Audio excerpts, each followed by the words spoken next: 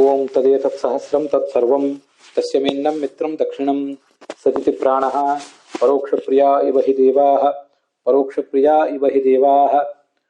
ಓಂ ಆವರ್ತನಾಯ ನಮಃ. ಓಂ ವಿಥುರಾಶವಾಂಸಿ ಜಹಿ ವೃಷ್ಣ್ಯಾನಿ ಕೃಣುಹಿ ಪರಾಚಃ ಶೂರೋ ವಾ ಶೂರಂ ವನತೆ ಶರೀರೈಸ್ತನೂರು ಚ ತರುಷಿಯತ್. ಋಗ್ವೇದದ 6ನೇ ಮಂಡಲದ 25ನೇ ಸೂಕ್ತದಲ್ಲಿ ಬರುವಂಥ ಏನೊಂದು ಮಂತ್ರ ಇದೆ. ಆ 25ನೇ ಸೂಕ್ತದಲ್ಲಿ ಯಾತ ಊಜಿರವಮ ಯಾಂ ಪರಮಾಂತ್ ಹೀಗೆ ಮಂತ್ರ ಪ್ರಾರಂಭ ಕಾಣ್ತದೆ. ಆ ಸೂಕ್ತದಲ್ಲಿ 3 ಮತ್ತು 4ನೇ ಮಂತ್ರಗಳನ್ನು ನಾವು ತಗೊಂಡು 3ನೇ ಮಂತ್ರದ ಉತ್ತರಾರ್ಧ 4ನೇ ಮಂತ್ರದ ಪೂರ್ವಾರ್ಧ ಇದನ್ನು ತಗೊಂಡು ಪ್ರಸಕ್ತ ಬೃಹತಿ ಮಂತ್ರವನ್ನು ಹೆಣೆದಿದ್ದಾರೆ. ಇದು 234ನೇಯ ಬೃಹತಿ ಮಂತ್ರ, ಹಾಗೆ 234ನೇಯ ವಿಷ್ಣು ಸಹಸ್ರನಾಮ ಸ್ತೋತ್ರದ ಮಂತ್ರ ಕೂಡ.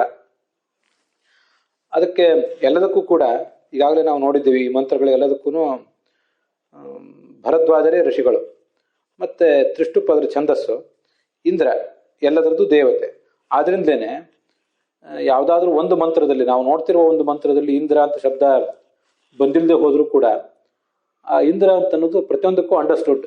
ಇಂದ್ರ ಅದರ ದೇವತೆ. ಆದ್ದರಿಂದ ಇಂದ್ರ ಅನ್ನೋ ಶಬ್ದಕ್ಕೆ ಕೇವಲ ಶಚೀಪತಿಯಾದ ದೇವರಾಜ ಅಂತ ಅರ್ಥ ಮಾಡದೆ, ಒಂದು ಇಂದ್ರ ಅಂದರೆ ದೇವರಾಜ ಅಂತ ಒಂದು ಅರ್ಥ, ಮುಖ್ಯ ಪ್ರಾಣನ ಪರವಾಗಿ ಮತ್ತೊಂದು ಅರ್ಥ, ಮತ್ತು ಪರಮಾತ್ಮನ ಪರವಾಗಿ ಮತ್ತೊಂದು ಅರ್ಥ. ಈ ಒಟ್ಟು 3 ಅರ್ಥಗಳು ಸಹಜವಾಗಿ ತ್ಯರ್ಥತಾಂ ಶ್ರುತಿಷು ವಿತ್ತ ಅಂತ ನಮ್ಗೆ ಗೊತ್ತಿದೆ. ವೇದಗಳಿಗೆ 3 ಅರ್ಥ ಇದ್ದವು ಅಂತ. ಆ 3 ಅರ್ಥಗಳು ಅಂದ್ರೆ ಯಾವುದು? ಸಾಮಾನ್ಯವಾಗಿ ಇಂದ್ರ ಸೂಕ್ತ ಬಂದರೆ ಇಂದ್ರ ಮುಖ್ಯ ಪ್ರಾಣ ಪರಮಾತ್ಮ. ಆ ಪರಮಾತ್ಮನ ಜೊತೆಗೇನೆ ಲಕ್ಷ್ಮೀ ಪರವಾಗಿ ಅರ್ಥವು ಕೂಡ ಅಲ್ಲಿ ಬಂದೇ ಬಿಡ್ತದೆ. ಮತ್ತೆ ಅಗ್ನಿ ಸೂಕ್ತ ಬಂದರೆ ಅಗ್ನಿ ಮುಖ್ಯ ಪ್ರಾಣ ಪರಮಾತ್ಮ. ಹೀಗೆ 3 ಅರ್ಥಗಳು ಅಲ್ಲಿ ಸಹಜವಾಗಿ ಎಲ್ಲ ಮಂತ್ರಗಳಿಗೂ ಕೂಡ ಸಿದ್ಧ ಆಗ್ತವೆ. ಇಲ್ಲಿ ನಾವು ಇಂದ್ರ ಶಬ್ದಕ್ಕೆ ಇಡೀ ಪರಮೇಶ್ವರಿಯೇ, ಪರಮೇಶ್ವರನಾದಂಥ ಭಗವಂತನನ್ನೇ ನಾವಿಲ್ಲಿ ಇಟ್ಕೊಂಡಿದ್ದೀವಿ. ಆ ಪರಮೇಶ್ವರನಾದ ಭಗವಂತನ ಅನುಗ್ರಹದಿಂದ ಈ ಸಾಧಕನಾದವನು ತನ್ನ ಶತ್ರುಗಳನ್ನೆಲ್ಲ ಮೆಟ್ಟಿ ನಿಲ್ಲಬೇಕು ಅಂತ ಅದರ ತಾತ್ಪರ್ಯ ಆಗ್ತದೆ. ಈಗ ಈ ಮೂಲ ಮಂತ್ರಕ್ಕೆ ಏನು ಅರ್ಥ ಅಂತ ಅನ್ನೋದನ್ನ ನಾವು ನೋಡಿದ್ದೀವಿ. ಸಾಯಣಾಚಾರ್ಯರು ಮತ್ತು ಭಗವಂತಾಚಾರ್ಯರು ಮೂಲ ಮಂತ್ರಕ್ಕೆ ಏನು ಅರ್ಥ ಹೇಳಿದ್ದಾರೆ ಅಂತ ಅನ್ನೋದನ್ನ ನಾವು ನೋಡಿ ಮುಗಿಸಿದ್ದೀವಿ. ಮತ್ತೆ ಸಂಪಾದಿತವಾದ ಬೃಹತಿ ಮಂತ್ರಕ್ಕೆ ರಘುನಾಥ ಸ್ವಾಮಿಗಳು ಹೇಳಿದ ಅರ್ಥವನ್ನು ಕೂಡ ನೋಡಿದ್ದೇವೆ. ಮತ್ತೆ ಈ ಸಂಪಾದಿತವಾದ ಬೃಹತಿ ಮಂತ್ರಕ್ಕೆ ಸ್ವಲ್ಪ ಬದಲಾವಣೆಗಳ ಜೊತೆಗೆ ನಾನು ಮಾಡಿದಂಥ ಅರ್ಥವನ್ನು ಕೂಡ ನೋಡಿದ್ದೇವೆ. ಇಬ್ಬರು ಭಕ್ತರ ನಡುವೆ ಒಬ್ಬ ಭಕ್ತ ಒಬ್ಬ ಅಭಕ್ತ, ಅವರಿಬ್ಬರ ನಡುವಿನ ಒಂದು ಹೊಡೆದಾಟ, ಅವರಿಬ್ಬರ ನಡುವಿನ ಹೋರಾಟ ಅಂತ ಅನ್ನೋದನ್ನ ನಾವೀಗಾಗಲೇ ನೋಡಿದ್ದೀವಿ. ಆದರೆ ಎರಡೂ ಥರದ ಶತ್ರುಗಳನ್ನು ದೂರ ಇಡಬೇಕು ಅಂದರೆ ಒಬ್ಬ ಸಮೀಪದಲ್ಲಿರುವ ಶತ್ರು, ದೂರದಲ್ಲಿರುವ ಶತ್ರು ಅಂತಿಷ್ಟು ಮಾತ್ರ ಅರ್ಥ ಮಾಡದೆ, ಅಂತರಂಗದ ಶತ್ರುವನ್ನ ಈ ಸಾಧಕ ನಾಶ ಮಾಡಬೇಕಾಗಿದೆ, ಆತನನ್ನು ಹೊಡೆದಟ್ಟಬೇಕಾಗಿದೆ. ಅದಕ್ಕಾಗಿ ಆ ಸಾಧಕ ಆ ಅಂತರಂಗದ ಶತ್ರುಗಳನ್ನ ವಿರೋಧಿಸಿ ಏನೊಂದು ಯುದ್ಧ ಮಾಡುವವನಿದ್ದಾನೆ. ಆ ಒಂದು ಯುದ್ಧದಲ್ಲಿ ನೀನು ಅನುಗ್ರಹ ಮಾಡಬೇಕು ಭಗವಂತನೇ. ನೀನು ಅನುಗ್ರಹ ಮಾಡಿದ್ದಾದರೆ ಆವಾಗ ನಿನ್ನ ಭಕ್ತನಾದ ಸಾಧಕ ಅಲ್ಲಿ ಮೇಲ್ಗೈ ಪಡ್ಕೋತಾನೆ. ಇದನ್ನ ಅರ್ಥ ಮಾಡಿದ್ದಾನೆ. ಮತ್ತೆ ನೀನು ದೂರ ಇಡಬೇಕಾದ ಸಂಗತಿಗಳು 2. ಏನೇನು ದೂರ ಇಡಬೇಕಾದ ಸಂಗತಿಗಳು ಅಂದರೆ, ಒಂದು ಆ ಶತ್ರುಗಳ ಕಾಮಕ್ರೋಧಾದಿ ಶತ್ರುಗಳೇನಿದ್ದಾರೆ ಆ ಶತ್ರುಗಳ ಬಲವನ್ನು ದೂರ ಇಡಬೇಕು ನೀನು. ಇದು ಒಂದು. ಇನ್ನೊಂದು, ಈ ಭಕ್ತನ ಸಂಸಾರವನ್ನು ದೂರ ಇಡಬೇಕು. ಅವನ ಜನನ ಮರಣಗಳನ್ನು ನೀನು ತಪ್ಪಿಸ್ಬೇಕು. ಇದು ನೀನು ಮಾಡಬೇಕಾದ ಕರ್ತವ್ಯ ಅಂತ ಅಲ್ಲಿ ಮಾಡಿದ್ದೀವಿ. ಈಗ ವೃಷ್ಣ್ಯ ಎಂಬ ಶಬ್ದಕ್ಕೆ ಶ್ರೇಷ್ಠ ಅಂತ ಒಬ್ಬರು ಅರ್ಥ ಬರೆದಿದ್ದಾರೆ. ವೃಷ್ಣ್ಯ ಎಂಬ ಶಬ್ದಕ್ಕೆ ಬಲ ಅಂತ ಮತ್ತೊಬ್ಬರು ಅರ್ಥ ಬರೆದಿದ್ದಾರೆ. ಸರಿ, ಈಗ ವೃಷ್ಣ್ಯ ಎಂಬ ಶಬ್ದಕ್ಕೆ ಸಂಸಾರ ಅಂತ ನಾನು ಅರ್ಥ ಮಾಡಿದೆ. ಅದು ಹೇಗೆ ಅಂತ ಅನ್ನೋದನ್ನ ಈಗ ನೋಡ್ಬೇಕಾಗಿದೆ. ಶಬ್ದ ಸಾಮ್ಯ ನಿರ್ಬ್ರೂಯಾತ್ ನಚೈವ ನನಿರ್ಬ್ರೂಯಾತ್. ಪ್ರತಿಯೊಂದು ಶಬ್ದವನ್ನು ಕೂಡ ಸರಿಯಾಗಿ ಎಲ್ಲ ಅರ್ಥಗಳನ್ನು ಕೂಡ ಗಮನಿಸಿ, ಯಾವ ಶಬ್ದಕ್ಕೂ ಕೂಡ ಕೋಶದಲ್ಲಿ ಏನು ಅರ್ಥ ಇದೆ ಅನ್ನೋದಕ್ಕೆ ಮಾತ್ರ ತೃಪ್ತರಾಗದೆ, ಅದಕ್ಕೆ ನಿರ್ವಚನ ಬಲದಿಂದ, ಧಾತು ಮತ್ತು ಪ್ರತ್ಯಯದ ನಿರ್ವಚನದ ಬಲದಿಂದ ಏನು ಅರ್ಥ ಬಂದಿತ್ತೋ ಅದನ್ನ ಗಮನಿಸಿ ಮುಂದುವರಿಬೇಕು ಅಂತ ಒಂದು ಶಾಸ್ತ್ರದ ಸಂಪ್ರದಾಯ. ಹಾಗಾಗಿ ವೃಷ್ಣೆ ಎಂಬ ಶಬ್ದಕ್ಕೆ ಕೇವಲ ಬಲ ಅಂತ ಅರ್ಥ ಇಟ್ಕೊಳ್ದೇನೆ ಅಥವಾ ಶ್ರೇಷ್ಠ ಅಂತ ಅರ್ಥ ಇಟ್ಕೊಳ್ದೇನೆ ಸಂಸಾರ ಅನ್ನುವ ಅರ್ಥವನ್ನು ನಾನು ಇಟ್ಕೊಂಡಿದ್ದೀನಿ. ಸಂಸಾರ ಎಂಬ ಅರ್ಥವನ್ನು ಇಟ್ಕೊಂಡಿದ್ದರಿಂದ ಆವರ್ತನ ಅಂದ್ರೆ ಸಂಸಾರವನ್ನು ತಪ್ಪಿಸುವವನು ಅಂತ ಒಂದು ಅರ್ಥ ನಾವು ಆರಂಭದಲ್ಲಿ ಹೇಳಿದ್ವಲ್ಲ. ಈ ಸದ್ಯದ ಬೃಹತಿ ಮತಕ್ಕೆ ಸಂಬಂಧಪಟ್ಟಂತೆ ಇಲ್ಲಿ ನಾವು ವೃಷ್ಣ್ಯ ಅಂದ್ರೆ ಸಂಸಾರ ಅಂತ ಅರ್ಥ ಇಟ್ಕೊಂಡ್ರೆ ಸಂಸಾರವನ್ನು ದೂರ ಇಡು ಅಂತ ಹೇಳಿದಂತ ಆಗ್ತದೆ.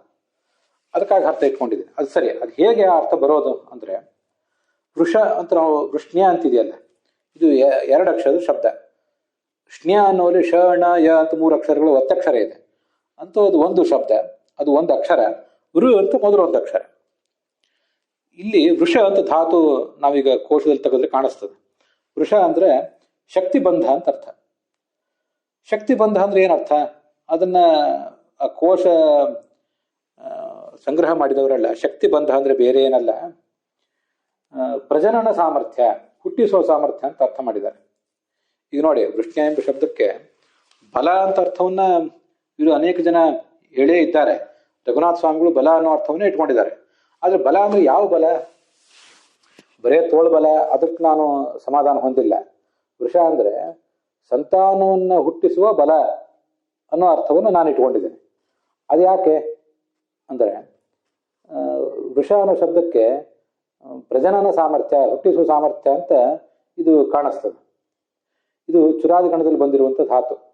ಆದ್ರಿಂದ ವೃಷಃ ಅಂದ್ರೆ ಇದು ಸಂತಾನ ಸಾಮರ್ಥ್ಯ, ಸಂತಾನವನ್ನು ಮುಂದುವರಿಸುವ ಸಾಮರ್ಥ್ಯ ಅಂತ ಇಷ್ಟ ಅರ್ಥ ಬರ್ತದೆ.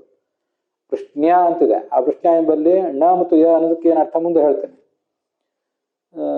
ವೃಷ ಅಂತಂದ್ರೆ ಸಂತಾನ ಸಾಮರ್ಥ್ಯ, ಇಷ್ಟ ಅರ್ಥ ಬರ್ತದೆ. ಅದು ಆ ಧಾತುವಿನಿಂದ, ವೃಷ ಶಕ್ತಿ ಬಂದೆ ಅನ್ನೋ ಧಾತುವಿನಿಂದ. ಇದು ಸಂತಾನ ಸಾಮರ್ಥ್ಯ ಯಾರ್ದು? ಪುರುಷನ ಸಂತಾನ ಸಾಮರ್ಥ್ಯ ಮತ್ತು ಸ್ತ್ರೀಯ ಸಂತಾನ ಸಾಮರ್ಥ್ಯ, ಇಬ್ಬರಲ್ಲಿ ಕೂಡ ಸಂತಾನ ಸಾಮರ್ಥ್ಯ ಇದ್ದೇ ಇದೆ. ಇವರಿಬ್ಬರ ಇವರಿಬ್ಬರ ಸಾಮರ್ಥ್ಯದಿಂದಲೇ ಅಲ್ವಾ ಜಗತ್ತು ಮುಂದುವರಿಯೋದು. ಆದ್ರಿಂದ ವೃಷ ಅಂದ್ರೆ ಇವರಿಬ್ಬರಲ್ಲಿರುವ ಸಾಮರ್ಥ್ಯವೂ ಕೂಡ ಹೌದು. ಆದ್ರೆ ಈಗಿನ ವ್ಯಾಕರಣ ತಜ್ಞರು ಸ್ತ್ರೀಯರಲ್ಲಿರುವ ಸಂತಾನ ಸಾಮರ್ಥ್ಯಕ್ಕೆ ಈ ಧಾತುವಿನ ಅರ್ಥವನ್ನು ಸೀಮಿತ ಮಾಡಿದ್ದಾರೆ. ವೃಷ ಅಂದ್ರೆ ಸ್ತ್ರೀಯರಲ್ಲಿರುವ ಸಂತಾನ ಸಾಮರ್ಥ್ಯ ಅಂತ ಅರ್ಥ ಬರೀತಾರೆ. ಆದ್ರಿಂದ ವೃಷ ಶಕ್ತಿ ಬಂಧೆ ಅಂದ್ರೆ ಕೋಶಗಳನ್ನು ತೆಗೆದು ನೋಡಿದ್ರೆ ಗರ್ಭವತಿ ಆಗುವುದು, ಟು ಬಿ ಇಂಪ್ರಿಗ್ನೇಟೆಡ್ ಅಂತ ಹೀಗೆಲ್ಲ ಅದಕ್ಕೆ ಅರ್ಥಗಳನ್ನು ಬರೀತಾರೆ.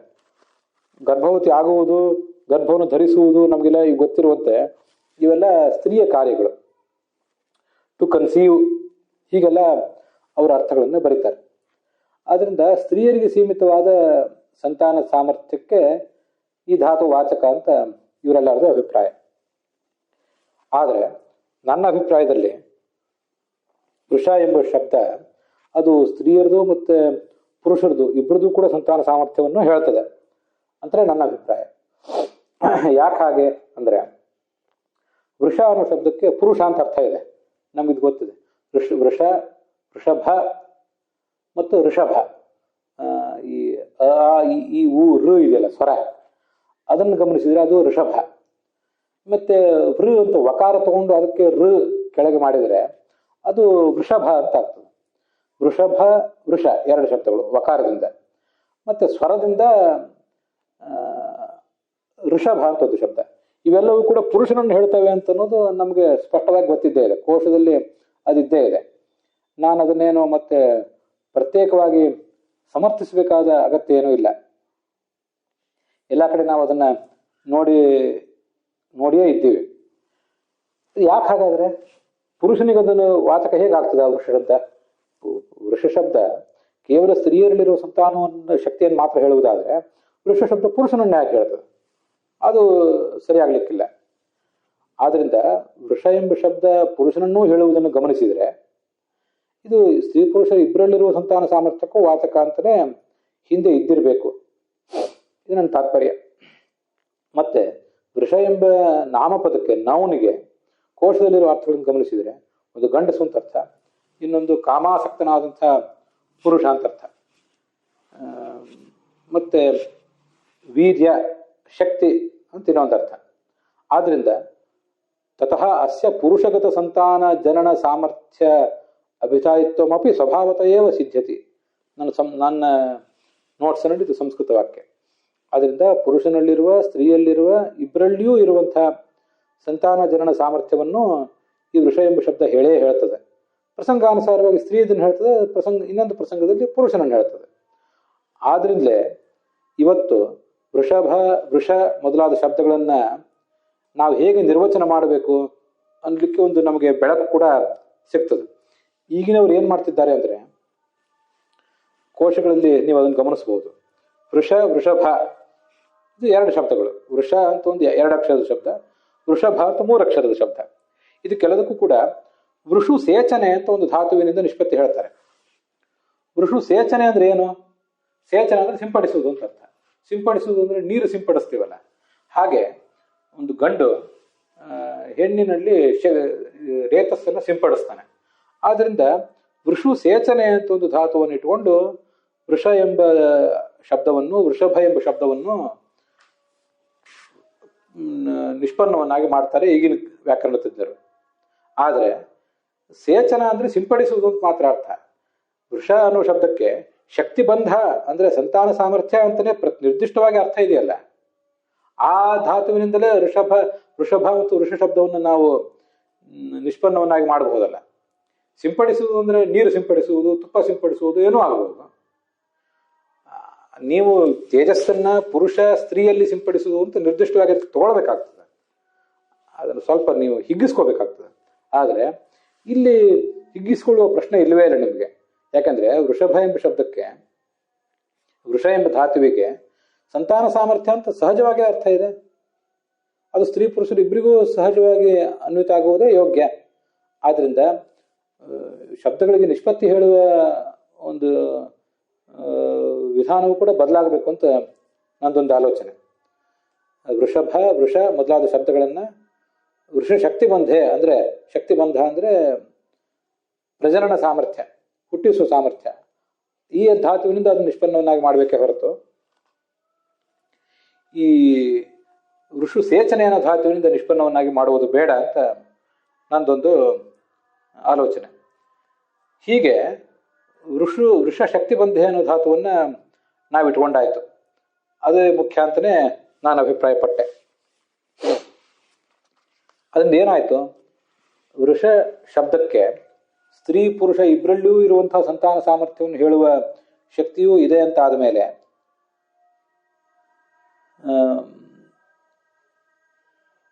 ಆ ವೃಷ ಎಂಬ ಶಬ್ದಕ್ಕೆ ವೀರ್ಯ ಅಂತ ಒಂದರ್ಥ, ಮತ್ತೆ ಪುರುಷ ಜಾತಿ ಅಂತ ಒಂದರ್ಥ, ಕಾಮ ಅಂತ ಅರ್ಥ, ಕಾಮಿಯಾದ ಪುರುಷ ಅಂತ ಅರ್ಥ, ಮತ್ತೆ ಶತ್ರು ಅಂತ ಅರ್ಥ. ಇಷ್ಟೆಲ್ಲ ಅರ್ಥಗಳು ಕೂಡ ಕೋಶದಲ್ಲಿ ಇವತ್ತಿಗೂ ಕೂಡ ಉಪಲಬ್ಧ ಇವೆ. ವೃಷ ಎಂಬ ಶಬ್ದಕ್ಕೆ ಸ್ತ್ರೀ ಪುರುಷ ಇಬ್ಬರಲ್ಲೂ ಇರುವ ಸಂತಾನ ಸಾಮರ್ಥ್ಯ ಅಂತ ನಾನು ಹೇಳಿದ್ದೀನಿ. ಅದರಿಂದ ಅಲ್ಲಿ ಪಕ್ಕದಲ್ಲಿ ನನ್ನ ಅಭಿಪ್ರಾಯ ಎಲ್ಲಿರ್ತದೆ ಅಲ್ಲಿ ಪಾಮ್ ಟಿ ಅಥವಾ ಪಾಮ್ ಅಂತ ಇಷ್ಟು ಬರೆದಿರ್ತೇನೆ. ಅದು ನನ್ನ ಅಭಿಪ್ರಾಯ ಅಂತ ಗೊತ್ತಾಗಲಿಕ್ಕಾಗಿ. ಕೋಶಗಳಲ್ಲಿ ವೀರ್ಯ, ಪುರುಷ ಜಾತಿ, ಕಾಮ, ಕಾಮಿ ಪುರುಷ, ಶತ್ರು ಇಷ್ಟೆಲ್ಲ ಅರ್ಥಗಳು ಸಹಜವಾಗಿ ಸಿಗ್ತವೆ. ಇಷ್ಟು ವೃಷ ಶಬ್ದದ ಬಗ್ಗೆ ನಮ್ಮ ಚಿಂತನ ಆಯಿತು. ಇನ್ನ ನಯ ಅಂತಿದೆ ನೋಡಿ. ಆ ನಯ ಅಂತ ಅನ್ನೋದು ಅದೊಂದು ಧಾತು. ನಯ ಗತವು ರಕ್ಷಣೆಯಚ ಅಂತ ಒಂದು ಧಾತು ಇದೆ. ಈಗ ಅದು ಭ್ವಾದಿಗಣದಲ್ಲಿ ಸೇರಿದ ಧಾತು. ಕೌಮುದಿಯಲ್ಲಿ ಅದು 480ನೇ ಧಾತು ಅಂತ ಕೌಮುದಿ ಧಾತು ಸಂಖ್ಯೆ ಕೊಟ್ಟಿರ್ತಾರೆ ಕೋಶದಲ್ಲಿ. ಅದನ್ನೆಲ್ಲ ವ್ಯಾಕರಣವನ್ನು ನಿರ್ದಿಷ್ಟವಾಗಿ ಗಮನಿಸುವವರ ಒಂದು ಸೌಲಭ್ಯಕ್ಕಾಗಿ ಆ ಸಂಖ್ಯೆಯನ್ನು ಕೂಡ ಹಾಕಿರ್ತೇನೆ ಅಷ್ಟೇ. ಅದೊಂದು ಕೌಮುದಿ ಧಾತು. ಈಗ ಕೆಲವು ಕಡೆ ಈ ನಯ ಧಾತುವನ್ನ ಗತಿ ಅನ್ನೋ ಅರ್ಥದಲ್ಲಿ ಮಾತ್ರ ಕೆಲವರು ತಗೊಂಡಿರ್ತಾರೆ. ಎಲ್ಲ ಕಡೆ ನಯ, ಗತಿ ಮತ್ತು ರಕ್ಷಣಾ ಅಂತ ಎರಡೂ ಕಡೆ ಸಿಗದೇ ಇರಬಹುದು, ಎರಡೂ ಅರ್ಥದಲ್ಲಿ. ಆದರೆ ಶಬ್ದಕಲ್ಪದ್ರುಮ ಮೊದಲಾದ ಕೋಶಗಳಲ್ಲಿ ಮೈತ್ರೇಯ ಮೊದಲಾದ ವಿದ್ವಾಂಸರ ಅಭಿಪ್ರಾಯಗಳನ್ನು ಸಂಗ್ರಹ ಮಾಡಿದ್ದಾರೆ. ಅದು ಇವತ್ತಿಗೂ ಕೂಡ ನಮಗೆ ಉಪಲಬ್ಧನೇ ಇದೆ. ಆದ್ದರಿಂದ ವಾಚಸ್ಪತ್ಯ, ಶಬ್ದಕಲ್ಪಧ್ರುವ ಮೊದಲಾದ ಕೋಶಗಳನ್ನು ನಾವು ಒಂದು ವೇಳೆ ಅವಲೋಕಿಸಿದ್ರೆ ನಯಧಾತುವಿಗೆ ಗತಿ ಅಂತ ಒಂದು ಅರ್ಥ ಇದೆ, ರಕ್ಷಿಸುವುದು ಅಂತ ಮತ್ತೊಂದು ಅರ್ಥ ಇದೆ. ಈಗ ನಯಧಾತುವಿಗೆ ರಕ್ಷಿಸುವುದು ಅಂತ ಎರಡನೇ ಅರ್ಥ ಇದೆಯಲ್ಲ, ಅದನ್ನ ನಾನೀಗ ಇಲ್ಲಿ ಇಟ್ಕೊಂಡಿದ್ದೀನಿ. ವೃಷ ಶಬ್ದಕ್ಕೆ ಸಂತಾನ ಸಾಮರ್ಥ್ಯ ಅಂತ ಅರ್ಥ, ಸ್ತ್ರೀ ಪುರುಷರಲ್ಲಿರುವ ಸಂತಾನ ಸಾಮರ್ಥ್ಯ ಅಂತ ಅರ್ಥ. ಮತ್ತೆ ನಯಂತಿ ಅಂದರೆ ರಕ್ಷಿಸುತ್ತವೆ ಅಂತ ಅರ್ಥ. ಸಂತಾನ ಸಾಮರ್ಥ್ಯವನ್ನು ರಕ್ಷಿಸುತ್ತವೆ, ಸಂತಾನ ಸಾಮರ್ಥ್ಯವನ್ನು ರಕ್ಷಿಸುತ್ತವೆ. ನಯಂತಿ ಈಸ್ ಈಕ್ವಲ್ ಟು ರಕ್ಷಂತಿ. ಅವೇ ವೃಷ್ಣಯ ಅಂತ 3 ಅಕ್ಷರದ ಶಬ್ದ ಆಗ್ತದೆ. ವೃಷ್ಣಯಾನಿ ಅಂತ ಅದರ ಪ್ರಥಮ ವಿಭಕ್ತಿ ಬಹುವಚನ. ನೋಡಿ, ಇದನ್ನು ಗಮನಿಸಿ. ವೃ ಒಂದಕ್ಷರ, ಷ್ಣ ಇದು ಶ ಮತ್ತು ನಗಳ ಒತ್ತಕ್ಷರ ಇನ್ನೊಂದು, ಯ ಅನ್ನುವುದು 3ನೇ ಅಕ್ಷರ. 3 ಅಕ್ಷರದ ಶಬ್ದ ಆಗ್ತದೆ. ಆ 3 ಅಕ್ಷರದ ಶಬ್ದವನ್ನೇ ಶ, ಣ ಮತ್ತು ಯ ಮೂರನ್ನು ಒಟ್ಟು ಕೂಡಿಸಿಬಿಟ್ರೆ ಅದು ಷ್ಣ್ಯ ಅಂತ ಆಗಿಬಿಡ್ತದೆ. ಅನೇಕ ಕಡೆ ಈ ಥರ ರಘುನಾಥ ಸ್ವಾಮಿಗಳು ಭಗವಂತಾಚಾರ್ಯ ವ್ಯಾಖ್ಯಾನ ಮಾಡಿದ್ದೇ ಇದೆ, ಅದು ನಾವು ನೋಡಿದ್ದೀವಿ. ಆ ಮೇಲ್ಪಂಕ್ತಿ ಇಟ್ಕೊಂಡೇ ನಾನು ಕೂಡ ಮಾಡಿದ್ದೇನೆ. 3 ಅಕ್ಷರ ಇರುವುದು ನೀವ್ಯಾಗಿ 2 ಅಕ್ಷರ ಮಾಡಿದ್ರಿ ಅಂತ ನನ್ನ ಯಾರಾದ್ರು ಕೇಳಿದರೆ ಅದಕ್ಕೆ ಹಿಂದಿನವರು ಮಾಡಿದ ಅನೇಕ ಆಧಾರಗಳಿವೆ, ಬೇರೆ ಬೇರೆ ಉದಾಹರಣೆಗಳಲ್ಲಿ. ಈ ಉದಾಹರಣೆಗಳಲ್ಲಿ ಅಲ್ಲದೇ ಇರಬಹುದು. ಅದಕ್ಕಾಗಿ ಅದನ್ನು ನಾನು ತಗೊಂಡಿದ್ದೇನೆ. ಆದ್ದರಿಂದ ವೃಷ್ಣಯ ಅಂತ 3 ಅಕ್ಷರ, ಅದು ವೃಷ್ಣ್ಯ ಅಂತ 2 ಅಕ್ಷರದ ಶಬ್ದವಾಗಿ ಬದಲಾವಣೆ ಹೊಂದುತ್ತದೆ. ಅದರ ಪ್ರಥಮ ವಿಭಕ್ತಿ ಬಹುವಚನವೇ ವೃಷ್ಣ್ಯಾನಿ ಅಂತ. ಅಲ್ಲಿ ಏನು ಅರ್ಥ ಆಗೋದು? ವೃಷ್ಣ್ಯ ಅಂದರೆ ಭೌತಿಕವಾದ ಜನ್ಮಗಳು. ನಮಗೆ ನಿಮಗೆ ಎಲ್ಲ ಪ್ರಾಣಿ ಪಕ್ಷಿಗಳಿಗೆ ತಂದೆ ತಾಯಿಂದಿನಿಂದ ಒಂದು ಜನ್ಮ ಬಂದಿರ್ತದಲ್ಲ, ಇದೇ ವೃಷ್ಣ್ಯ. ಯಾಕೆ ಇದು ವೃಷ್ಣ್ಯ ಅಂದರೆ ನಮ್ಮ ಸಂತಾನ ಸಾಮರ್ಥ್ಯವನ್ನು ರಕ್ಷಿಸುವುದೇ ನಮ್ಮ ಜನ್ಮಗಳು. ನನಗೆ ಯೌವನ ಬಂದಾಗ ಒಂದು ಸಂತಾನ ಸಾಮರ್ಥ್ಯ ಇರ್ತದೆ. ನಾನು ಮುಪ್ಪಿಗೆ ಹೋದಾಗ ಮತ್ತು ಸಾವಿನ ಸಮೀಪ ಬಂದಾಗ ಆ ಸಂತಾನ ಸಾಮರ್ಥ್ಯ ಹೋಗಿರ್ತದೆ. ಆದರೆ ನನ್ನ ಮೂಲಕ ನನ್ನ ಸಂತಾನಕ್ಕೆ, ನನ್ನ ಮುಂದಿನ ಪೀಳಿಗೆಗೆ ಆ ಸಂತಾನದ ಸಾಮರ್ಥ್ಯ ಸ್ತ್ರೀಗಾಗಲಿ ಪುರುಷರಿಗಾಗಲಿ ಹೋಗ್ತದೆ. ಅವರು ಕೂಡ ತಮ್ಮ ಮುಪ್ಪನ್ನು ಗಮನಿಸಿ ಸಾವನ್ನು ಕಾಣುವ ಹೊತ್ತಿಗೆ ಮತ್ತೊಂದು ಪೀಳಿಗೆಗೆ ಅದನ್ನು ಕೊಟ್ಟು ಹೋಗ್ತಾರೆ. ಹೀಗೆ ಜನ್ಮಗಳು, ಭೌತಿಕ ಜನ್ಮಗಳು, ಪ್ರಾಕೃತ ಶರೀರದ ಮೂಲಕ ನಾವೇನು ಜನ್ಮ ಪಡಿತೀವಲ್ಲ, ಇವೆಲ್ಲವೂ ಕೂಡ ವೃಷ್ಣ್ಯಗಳು. ಸಂತಾನ ಸಾಮರ್ಥ್ಯವನ್ನು ರಕ್ಷಿಸುವುದರಿಂದ ನಮಗೆ ನಾಳೆ ಮುಕ್ತಿಯಲ್ಲಿ ಸ್ವರೂಪ ದೇಹದಿಂದ ಇರುವ ಪರಿಸ್ಥಿತಿ ಇದ್ದಾಗ ಅಲ್ಲಿ ಸಂತಾನ ಸಾಮರ್ಥ್ಯ ಇರೋದೇ ಇಲ್ಲ. ಸಂತಾನ ಸಾಮರ್ಥ್ಯ, ಅಲ್ಲಿ ಸಂತಾನದ ಅಗತ್ಯವೂ ಇರೋದಿಲ್ಲ, ಸಂತಾನ ಸಾಮರ್ಥ್ಯವೂ ಕೂಡ ಇರೋದಿಲ್ಲ. ಆದ್ದರಿಂದ ಭೌತಿಕ ಜನ್ಮಗಳೇ ಇವೇ ಸಂತಾನಕ್ಕೆ ಕಾರಣ. ಪಂಚಮಹಾಭೂತಗಳಿಂದ ಹುಟ್ಟಿದ ತಂದೆ ತಾಯಿಯಿಂದ ಬಂದ ಜನ್ಮವೇ ಸಂತಾನ ಸಾಮರ್ಥ್ಯದ ರಕ್ಷಣೆಗೆ ಕಾರಣ. ಆದ್ದರಿಂದ ವೃಷ್ಣ್ಯ ಅಥವಾ ವೃಷ್ಣಯ ಅಂದರೆ ಆ ಸಂತಾನ ಸಾಮರ್ಥ್ಯವನ್ನು ರಕ್ಷಿಸುವ ಜನ್ಮಗಳು ಅಂತ ಅರ್ಥ. ಇಷ್ಟು ಅರ್ಥ ಬಂತೀಗ. ಆದ್ದರಿಂದ ವೃಷ್ಣ್ಯಾನಿ ಪರಾಂಚಿ ಕುರು, ನೀನು ನಮ್ಮ ಬಲಗಳನ್ನು ಹಿಮ್ಮೆಟ್ಟಿಸು ಅಂತ ಬಂದಿದೆಯಲ್ಲ. ರಘುನಾಥ ಸ್ವಾಮಿಗಳು ವೃಷ್ಣ್ಯ ಅನ್ನೋ ಶಬ್ದಕ್ಕೆ ಬಲ ಅಂತ ಅರ್ಥ ಮಾಡಿದ್ದಾರೆ. ಅದನ್ನು ಜಹಿ ಅಂದರೆ ನಾಶ ಮಾಡೋದು. ಅಲ್ಲಿ ಬಲ ಅಂದರೆ ಸಂತಾನದ ಬಲ ಅಂತ ಈಗ ಅದರ ನಮ್ಮ ತಾತ್ಪರ್ಯ.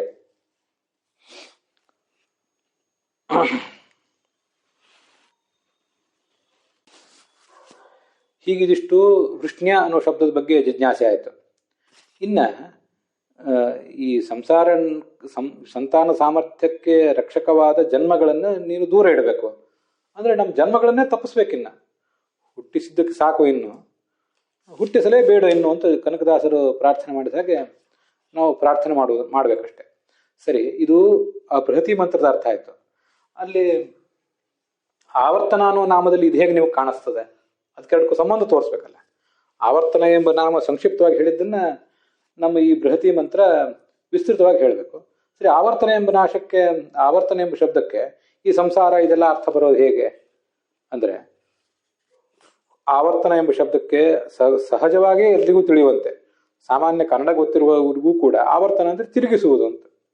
ಆವೃತ್ತಿ ಅಂದರೆ ವೇದ ಮಂತ್ರಗಳನ್ನು, ಶ್ಲೋಕಗಳನ್ನು, ಹಾಡುಗಳನ್ನು ಆವೃತ್ತಿ ಮಾಡುವುದು ಅಂದರೆ ಮತ್ತೆ ಪಠನ ಮಾಡುವುದು. ಇದೆಲ್ಲರಿಗೂ ಕೂಡ ಗೊತ್ತಿದ್ದೇ ಇದೆ. ಈ ಆವರ್ತನ ಆಮೇಲೆ ನೋಡೋಣ. ಮೊದಲು ಆವರ್ತ ಅನ್ನೋ ಶಬ್ದಕ್ಕೆ ವಾಚಸ್ಪತ್ಯ ಕೋಶದಲ್ಲಿ 14 ಅರ್ಥಗಳಿವೆ. ಆ ಎಲ್ಲ ಅರ್ಥಗಳು ನಮಗೆ ಇಲ್ಲೇನು ಪ್ರಸ್ತುತ ಅಲ್ಲ. ಅದರಲ್ಲಿ 2 ಅರ್ಥಗಳು ನಮಗೆ ಮುಖ್ಯ ಆಗ್ತವೆ. ಒಂದು ಸುಳಿ ತಿರುಗುವುದು ಅಂತಿದೆಯಲ್ಲ, ತಿರುಗುವುದು ಅನ್ನೋದು ನಿಮ್ಗೆ ಸ್ಪಷ್ಟವಾಗಿ ನಿಮಗೆ ಗೊತ್ತಾಗಿದೆ. ತಿರುಗುವುದು ಅಂದ್ರೆ ಏನು? ನದಿ ಮತ್ತು ಸಮುದ್ರ ಮೊದಲಾದ ಕಡೆ ಚಕ್ರಾಕಾರದಿಂದ ಜಲ ತಿರುಗುತ್ತದಲ್ಲ, ಚಕ್ರಾಕಾರೇಣ ಜಲಸ್ಯ ಸ್ವಯಂ ಭ್ರಮಣಂ. ಆ ವಾಚಸ್ಪತ್ಯ ಕೋಶದಲ್ಲಿ ಏನು ಶಬ್ದ ಇವೆ ಅದೇ ಶಬ್ದನೇ ನಾನು ಬರೆದಿದ್ದೇನೆ. ಇನ್ನೊಂದು ಸಂಸಾರ ಅಂತ ಅರ್ಥವನ್ನು ಆ ವಾಚಸ್ಪತ್ಯ ಕೋಶದಲ್ಲಿ ಹೇಳೇ ಹೇಳಿದ್ದಾರೆ. ಯಾಕಂದ್ರೆ ಸಂಸಾರಸ್ಯ ಅನಿಶಂ ಆವರ್ತಮಾನತ್ವ, ಇದು ಕೂಡ ವಾಚಸ್ಪತ್ಯ ಕೋಶದ ಒಂದು ವಾಕ್ಯನೇ. ಸಂಸಾರ ಅನ್ನುವುದು ಕೂಡ ಆವರ್ತ. ಯಾಕೆಂದ್ರೆ ಅನಿಶಂ ಯಾವಾಗಲೂ ಆ ಸಂಸಾರ ಅನ್ನೋದು ಆವರ್ತಮಾನ ಆಗಿರ್ತದೆ, ತಿರುಗ್ತಾ ಇರ್ತದೆ. ಪುನರಪಿ ಜನನಂ ಪುನರಪಿ ಮರಣಂ ಅಂತ. ಆದ್ರಿಂದ ಆವರ್ತ ಅನ್ನೋ ಶಬ್ದಕ್ಕೆ ಒಂದು ಸುಳಿ ಅಂತ ಅರ್ಥ, ಇನ್ನೊಂದು ಸಂಸಾರ ಅಂತ ಅರ್ಥ. ಈಗ ನೋಡಿ, ಆವರ್ತ ಅನ್ನೋ ಶಬ್ದ ಎಷ್ಟು ಸುಂದರವಾದ ಶಬ್ದ ಆಯಿತು ಅಂದ್ರೆ, ನಾವು ಸಂಸಾರದ ಸುಳಿಯಲ್ಲಿ ಸಿಕ್ಕಿ ಬಿದ್ದಿದ್ದೀವಿ ಅಂತ ಕೆಲವು ಸರಿ ಕನ್ನಡದಲ್ಲೂ ಹೇಳ್ತಿರ್ತೇವೆ. ಜನನ ಮರಣಗಳ ಸುಳಿಯಲ್ಲಿ ಸಿಕ್ಕಿ ಬಿದ್ದಿದ್ದೀವಿ, ಅದನ್ನ ತಪ್ಪಿಸ್ಕೊಳ್ಲಿಕ್ಕೆ ಆಗ್ತಾ ಇಲ್ಲ ಅಂತ.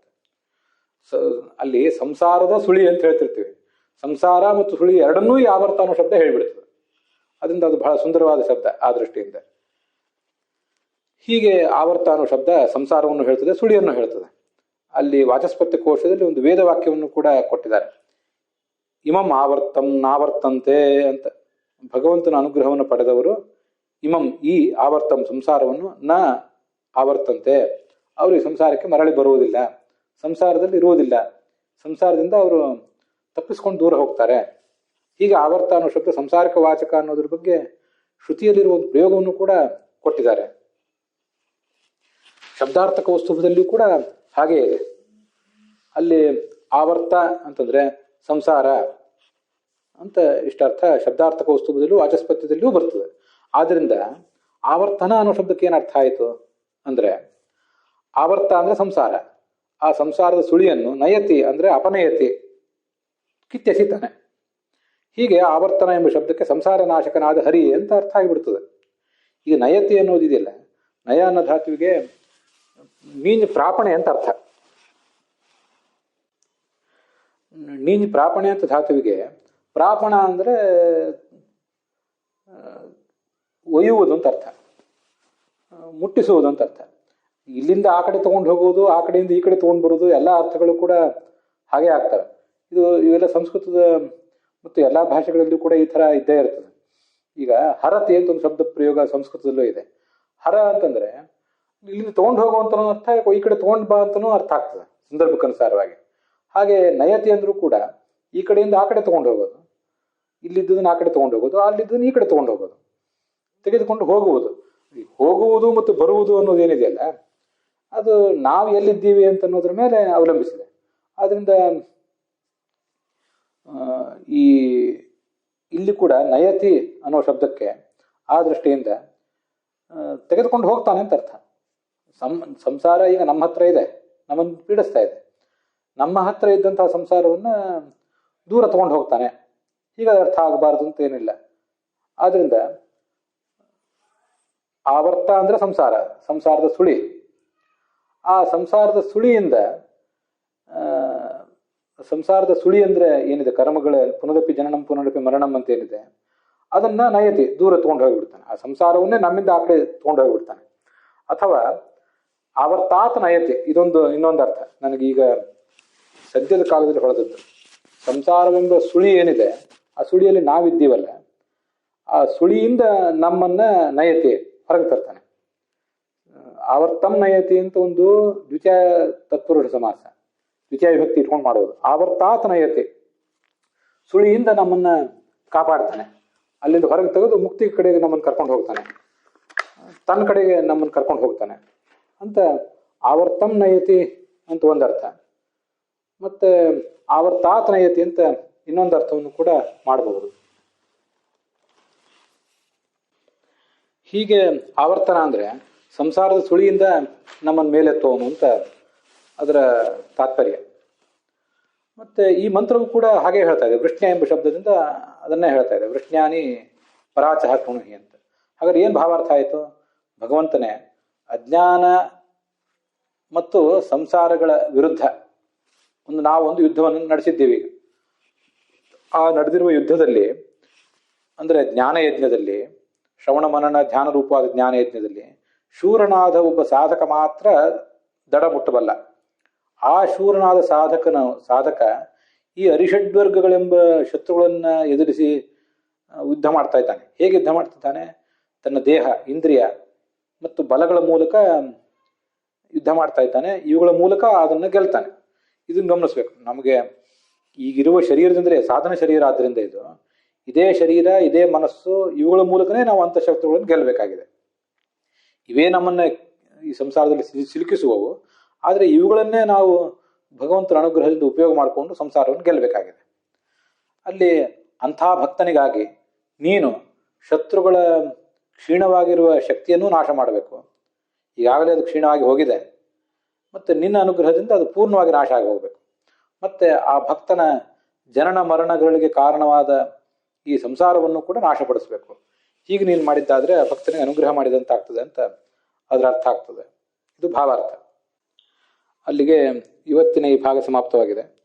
ಇನ್ನು ಇದಕ್ಕೆ ಸಂಬಂಧಪಟ್ಟಂತೆ ಬೇರೆ ಬೇರೆ ಅರ್ಥಗಳು, ಸತ್ಯಸಂಧ ಸ್ವಾಮಿಗಳು ಹೇಳುವ ಅರ್ಥ, ಶಂಕರಾಚಾರ್ಯರು, ಪರಾಶರ ಭಟ್ರು ಹೇಳುವ ಅರ್ಥ, ಲಕ್ಷಾಲಂಕಾರದ ಅರ್ಥ, ಆವರ್ತನ ಅನ್ನೋದಕ್ಕೆ ಸಂಬಂಧಪಟ್ಟಂತೆ ಬೇರೆ ಬೇರೆ ಉಲ್ಲೇಖಗಳನ್ನು ನಮ್ಮ ಗುರುಗಳು ಸಕ್ರಿಯ ರಾಘವೇಂದ್ರಾಚಾರ್ಯ ಹೇಗೆ ಸಂಗ್ರಹ ಮಾಡಿದ್ದಾರೆ ಅದನ್ನೆಲ್ಲ ಮುಂದಿನ ಭಾಗದಲ್ಲಿ ನೋಡೋಣ.